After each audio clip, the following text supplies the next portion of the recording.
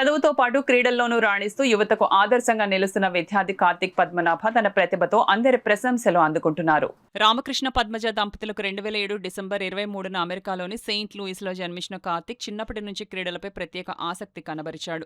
కుటుంబ సభ్యుల ప్రోత్సాహంతో టెన్నిస్, స్విమ్మింగ్, రన్నింగ్ వంటి క్రీడల్లో శిక్షణ పొందిన కార్తిక్ అనంతరం బాస్కెట్బాల్లో తన ప్రతిభను చాటుకున్నాడు. కాకినాడ స్వగృహంలో ఏర్పాటు చేసిన మీడియా సమావేశంలో పెన్షనర్స్ అసోసియేషన్ అధ్యక్షుడు పద్మనాభం, ఆయన మనుమడు కార్తిక్ పద్మనాభంలో మాట్లాడుతూ స్విమ్మింగ్ ద్వారా శారీరక దృఢత్వం, గుండె ఆరోగ్యం, కండరాల బలం పెరగగా బాస్కెట్బాల్ ద్వారా జట్టుగా పనిచేసే నైపుణ్యం, నాయకత్వ లక్షణాలు, క్రమశిక్షణ, ఆత్మవిశ్వాసం, మానసిక దృఢత్వం వంటి విలువలు అలవడతాయన్నారు. అలాగే వ్యక్తిగత క్రీడ అయిన స్విమ్మింగ్ స్వీయ క్రమశిక్షణను నేర్పగా జట్టు క్రీడైన బాస్కెట్బాల్ టీం వర్క్ ప్రాధాన్యతను తెలియజేసిందని వారు పేర్కొన్నారు. క్రీడలు కేవలం శారీరక ఆరోగ్యానికే కాదు, మానసిక ఆరోగ్యానికి కూడా ఎంతో ఉపయోగపడతాయి. జీవితంలో విజయవంతం కావడానికి అవసరమైన నాయకత్వం, క్రమశిక్షణ, సమయపాలన, ఆత్మవిశ్వాసం వంటి ఎన్నో విలువలను క్రీడలు నేర్పుతాయన్నారు.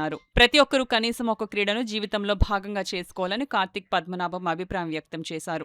కుటుంబ సభ్యుల ప్రోత్సాహం, కోచ్ల మార్గదర్శకత్వం, తన నిరంతర కృషితో కార్తిక్ పద్మనాభ భవిష్యత్తులో రాష్ట్ర, జాతీయ, అంతర్జాతీయ స్థాయిలో మరిన్ని విజయాలు సాధించి తెలుగువారి కీర్తిని ప్రపంచవ్యాప్తంగా చాటాలని కుటుంబ సభ్యులు, స్నేహితులు, క్రీడాభిమానులు ఆకాంక్షిస్తున్నారు. స్పోర్ట్స్ అక్కడ చాలా ఇష్టం. అంటే అట్లా ఫ్రెండ్స్ చాలా బిల్డ్ అవుతారు. ఫ్రెండ్స్ కన్నా టీమ్ వర్క్ బిల్డ్ అవుతుంది. నేను స్విమ్మింగ్ అండ్ బాస్కెట్బాల్ చేశాను. సో ఇండివిజువల్ స్పోర్ట్ ఉంది, దాని తర్వాత టీమ్ స్పోర్ట్ కూడా ఉంది. ఇండివిజువల్ లో చాలా నేర్చుకుంటావు, టీమ్ స్పోర్ట్స్ లో కూడా చాలా నేర్చుకుంటావు. అందుకని నేను ఆ డైవర్సిటీతో చాలా నేర్చుకున్నాను. స్పోర్ట్స్ అని చాలా బెనిఫిట్స్ ఉంటుంది రెస్ట్ లైఫ్ లో. ఇప్పుడు అకాడమిక్స్ లో చేస్తే టీమ్ వర్క్ కావాలి, లేకపోతే జాబ్ చేసినప్పుడు టీమ్ వర్క్ కావాలి, అంతా అక్కడ లేకపోతే మెంటల్ గా టఫ్నెస్ కావాలి కదా. అందుకని రెండు బెనిఫిట్స్ గా ఉన్నాయి.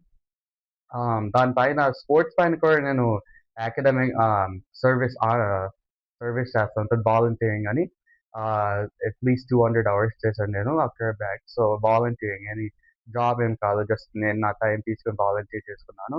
అక్కడ అన్ని కోచ్తో చాలా బాండ్ ఉంటుంది కూడా. అట్లాగా కోచ్ బాస్కెట్బాల్ క్యాంప్స్ చేస్తారు ఫ్రీగా కిడ్స్కి. అప్పుడు నేను టీమ్తో ప్లేయర్స్తో హెల్ప్ చేశాను.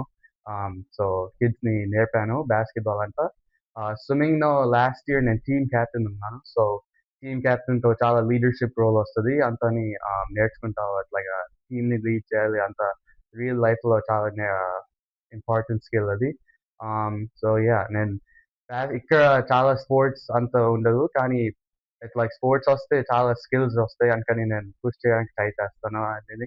అక్కడ నా కమ్యూనిటీలో, నైబర్హుడ్లో ఇండియన్ వాళ్ళు ఉంటారు అండ్ జస్ట్ కిడ్స్ ఉంటారు. నేను కూడా పుష్ చేస్తాను స్పోర్ట్స్ని. తమ్ముడు ఇప్పుడు టెన్నిస్ ఆడతారు, టెన్నిస్ బాస్కెట్బాల్ ఆడతారు. అందరినీ పుష్ చేయడానికి ట్రై చేస్తాను, ఎందుకంటే ఫిజికల్ గా వెల్ బీయింగ్ ఉండాలి అండ్ మెంటల్ గా హెల్ప్ చేస్తుంది.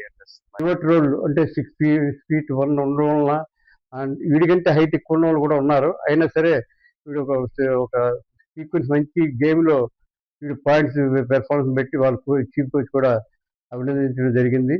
మరి ఈ 10 రోజులు కూడా, అంటే నెక్స్ట్ ఇయర్ ఈ గ్రాడ్యుయేషన్కి వెళ్తున్నాడు కాబట్టి అక్కడ ఇంటికి పంపరని ఉద్దేశంతో ఈ వాళ్ళ అమ్మమ్మని అందరినీ, నాన్నమ్మని చూడడానికి ఇక్కడ రావడం జరిగింది. మరి ఈ రోజు ప్రత్యేకంగా ఈ సమావేశాన్ని ఎందుకు ఏర్పాటు చేసామంటే, మన స్కూల్స్ ఇక్కడ ఉన్నటువంటి పరిస్థితుల్లో వాడు హై స్కూల్ స్టాండర్డ్లోనే అంత 4 కోచెస్ ఉంటారు అక్కడ. ఒక గేమ్కి 4 కోచెస్ ఉంటారు. అందులో చీఫ్ కోచ్కి బాగా అట్రాక్ట్ అయ్యి ఆడు అతని పెర్ఫార్మెన్స్ చూసి ఒక మంచి ఒక స్పెషల్ కోచింగ్ కూడా మొదలుపెట్టాడు. దాని మీద అతను ఇంచుమించు అన్ని టోర్నమెంట్లలోని, అంటే నేను గత సంవత్సరం